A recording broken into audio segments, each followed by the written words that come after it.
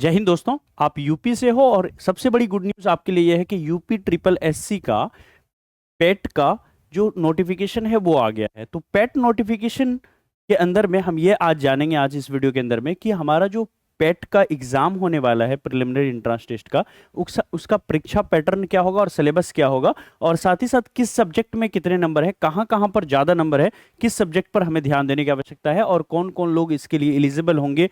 साथ ही साथ जो एज क्राइटेरिया है वो क्या रहने वाली है, क्वालिफिकेशन क्या रहने वाली है, और साथ में जब यूपीपीएससी पेट आप दे देते हो उसके बाद आप को कौन सी जॉब के लिए आप एलिजिबल हो जाते हो ये भी यहां पर जानेंगे। और कैसे आप हमारे फ्री टेलीग्राम चैनल से जुड़ करके, है ना, पीडीएफ वगैरह और प्रीवियस ईयर क्वेश्चन फ्री में डाउनलोड कर सकते हो, वो भी आपको बताएंगे। चलिए स्टार्ट करते हैं। सबसे पहले हम समझते हैं कि इसका जो परीक्षा का पैटर्न है उसको जानते हैं, लेकिन उससे जानने से पहले हम ये चीज समझ लेते हैं कि ये जो पेट का एग्जाम होगा, है ना, इसके लिए कौन कौन लोग एलिजिबल होंगे। देखिए, जो भी बच्चा 10th या 12th किया होगा पूरे भारत से, अगर 10th 12th आपने किया है तो आप एलिजिबल हैं किसके लिए, पेट के लिए, बशर्ते आपकी जो उम्र है वो 1 जुलाई 2025 को कम से कम 18 वर्ष और 40 वर्ष से ज्यादा ना होना चाहिए। तो 18 से 40 वर्ष के बीच में आपकी एज होनी चाहिए। पेपर की बात करें तो पेपर जो होगा ये बिल्कुल ऑफलाइन पेपर होगा, जो कि ओएमआर सीट पर होगा और मल्टीपल चॉइस क्वेश्चन होंगे। टोटल प्रश्नों की संख्या, कुल प्रश्नों की संख्या 100 होगा और हर प्रश्न 1 नंबर का होगा। तो इस तरह से आपको 100 मार्क्स भी यहां पर देखने को मिलेगा। अगर आप सही करते हो तो 1 नंबर मिलेगा, अगर आप गलत करते हो तो यहां नेगेटिव मार्किंग भी है, जो कि आपको 1/4 होने वाला है। और ये पूरा पेपर का पैटर्न अगर देखते हो तो इसमें आपको टाइम जो मिलने वाला है दोस्तों, वो 100 क्वेश्चन के लिए यहां पर 120 मिनट मिलने वाला है, यानी 2 घंटे का ये जो है एग्जामिनेशन आपका रहने वाला है। तो ये तो थी पेपर के बारे में एक छोटी सी इंफॉर्मेशन।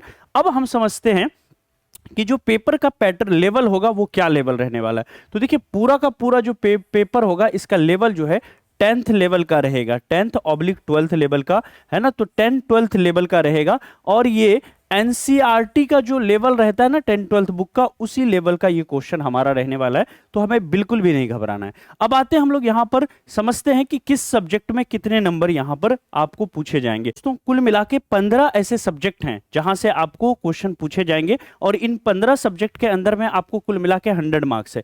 अगर हम यहां पर दोस्तों गौर करें तो हम यहां पर नीचे से पांच पांच जो सब्जेक्ट आप देख पा रहे हो, निचला 5 सब्जेक्ट, यहां से देखिए आप करंट अफेयर से लेकर के और 15वें नंबर तक, करंट अफेयर, सामान्य जागरूकता, अपठित हिंदी गद्यांश, ग्राफ की व्याख्या एवं विशेषता और तालिका की व्याख्या एवं विशेषता, इसको देखें दोस्तों तो कुल मिलाकर के आप यहां पर 50 नंबर तो केवल और केवल इन्हीं में है दोस्तों, है ना। आप देखिए 10 नंबर 10 नंबर 10 नंबर 10 नंबर, तो ये 5 सब्जेक्ट हैं और 50 नंबर केवल यहीं पर है। और 50 नंबर के लिए आपको 10 सब्जेक्ट पढ़ना होगा। अगर बात करें यहां पर हिस्ट्री, इंडियन हिस्ट्री से आपको 5 क्वेश्चन पूछे जाएंगे। वहीं पर इंटरनेशनल मूवमेंट से दोस्तों यहां पर आपको कितने क्वेश्चन पूछे जाएंगे, 5 क्वेश्चन पूछे जाएंगे। ज्योग्राफी से 5 क्वेश्चन रहेंगे। इंडियन इकोनॉमी से आपको 5 क्वेश्चन पूछे जाएंगे। संविधान और जो पब्लिक एडमिनिस्ट्रेशन है वहां से, लोक प्रशासन है, 5 नंबर पूछे जाएंगे। जनरल साइंस से अगर बात करें, सामान्य जो विज्ञान है, यहां से आपको 5 नंबर के पूछे जाएंगे। प्रारंभिक अंक गणित से 5 नंबर का मैथ पूछा जाएगा। जनरल हिंदी की बात करें तो 5 नंबर और इंग्लिश की बात करें तो 5 नंबर यहां पर रहेगा। रीजनिंग के भी 5 नंबर का आपको पढ़ना होगा। तो ये 10 सब्जेक्ट हैं, है ना, नंबर 1 से लेकर के 10 तक। यहां पर आपको ये 10 सब्जेक्ट अगर आप तो 5-5 नंबर करके हैं, 50 नंबर यहां पर पूछे जाते हैं। लेकिन नीचे वाला अगर आप देखते हो, ये 5 सब्जेक्ट ऐसा है, एक करंट अफेयर से जो 10 नंबर का है। जनरल अवेयरनेस होगा दोस्तों, जिसमें भारत और विश्व में क्या हो रहा है वहां से 10 नंबर के पूछे जाते हैं। और हिंदी गद्यांश से आपको 10 नंबर के होते हैं। ग्राफ की व्याख्या विश्लेषण में 5 क्वेश्चन रहेगा।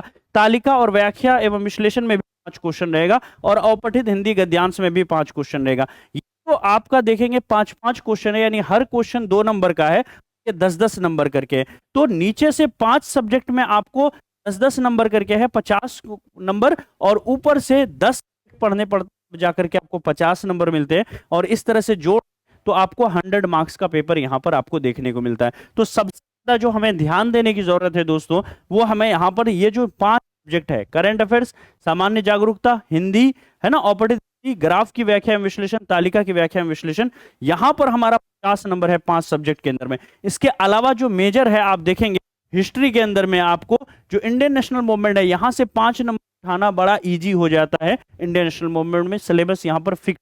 इसके अलावा अगर बात करें दोस्तों कहां पर और अच्छा आप कर सकते हो, अगर संविधान की बात करें, संविधान एवं लोक प्रशासन, तो ये भी कंसेप्चुअल है, यहां से भी मार्क्स उठाना बड़ा इजी हो जाता है, तो ये ध्यान में रखिएगा। इसके अलावा हिंदी है, यहां से भी आप अच्छे नंबर उठा सकते हो, है ना। तो इस तरह से अगर देखेंगे तो कुल मिलाकर के आपको कितने मार्क्स लाने हैं, 100 में से कम आपको 80 प्लस लेकर के चलना, तभी आपका सिलेक्शन जो है आपका मेंस के लिए होगा।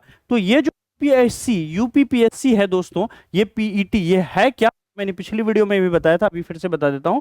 ये बेसिकली एक जो है कॉमन पीटी है, ये क्या है, कॉमन कॉमन जो है पीटी है, प्रिलिमिनरी टेस्ट है, ये आपका कॉमन प्रिलिमिनरी टेस्ट, जो कि बहुत सारी एग्जामिनेशन इसके अंदर में कवर होता है। जब ये एग्जामिनेशन आप पास कर जाते हो तो आप केवल जो है डायरेक्ट मेंस के लिए एलिजिबल हो जाते हो इन सारे, है ना, पोस्ट के लिए। तो ग्रुप सी के अंदर में, उत्तर प्रदेश के अंदर में ये सब जो वैकेंसी है इसके लिए आप एलिजिबल हो जाते हो। आपके मार्क्स अच्छे रहने चाहिए। आप कौन कौन से एग्जामिनेशन के लिए एलिजिबल हो, जैसे आप देखोगे लेखपाल के लिए एलिजिबल हो, वीडियो के लिए एलिजिबल हो, ग्राम पंचायत के लिए, junior assistant, junior clerk, forest guard eligible हो, वाइल्ड लाइफ गार्ड के लिए, एक्सरे टेक्नीशियन के लिए, कंप्यूटर ऑपरेटर, आईटीआई इंस्ट्रक्टर के लिए आप एलिजिबल हो जाए, एग्रीकल्चरल ट्रेनिंग असिस्टेंट के लिए, revenue inspector, assistant accountant, auditor, assistant statistical officer के लिए, है ना, जो आपका टेक्नीशियन है इसके लिए एलिजिबल हो जाओगे, मंडी इंस्पेक्टर के लिए, स्टेनोग्राफर के लिए, हेल्थ वर्कर के लिए, मेल फीमेल दोनों इसमें कर सकते हैं, और केन सुपरवाइजर के लिए।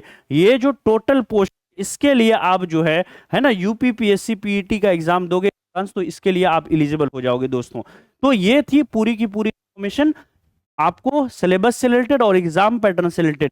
अगर आप इसकी पूरी पीडीएफ चाहते हो तो हम अपने टेलीग्राम शेयर कर देंगे, है ना, @UPSC एग्जाम्स बाय डीएसए। तो यूपीएससी एग्जाम्स बाय डीएसए लिख लें सिंपली आप, या फिर ये जो क्यूआर कोड दिया हुआ है इसकी स्क्रीनशॉट लेकर के आप इसको स्कैन करके बाद में इसको ज्वाइन कर लें, तो दोनों ही माध्यम से आप कर सकते हैं। आप सिंपली लिखेंगे यू एग्जाम्स बाय डीएसए, तो आपको ये ग्रुप मिल जाएगा, और वहीं हम सारी पीडीएफ वगैरह जो है शेयर करने के लिए जा रहे हैं। उम्मीद करते हैं कि दोस्तों वीडियो आपको काफी अच्छा लगा होगा, और नए हैं तो चैनल को सब्सक्राइब कर। कल मिलते हैं एक नई वीडियो के साथ, जिसके अंदर में हम कोई और दूसरी चीजें यूपी ट्रिपल एससी एग्जाम से रिलेटेड अन्य टॉपिक को डिस्कस कर रहे होंगे। आप कमेंट करके बताइए आपको किस टॉपिक वीडियो चाहिए, और आपकी तैयारी जो है वो कैसी चल रही है, क्या रणनीति अपनी तैयारी के लिए बना रहे हो, कमेंट में जरूर आप बताना। थैंक यू सो मच, जय हिंद।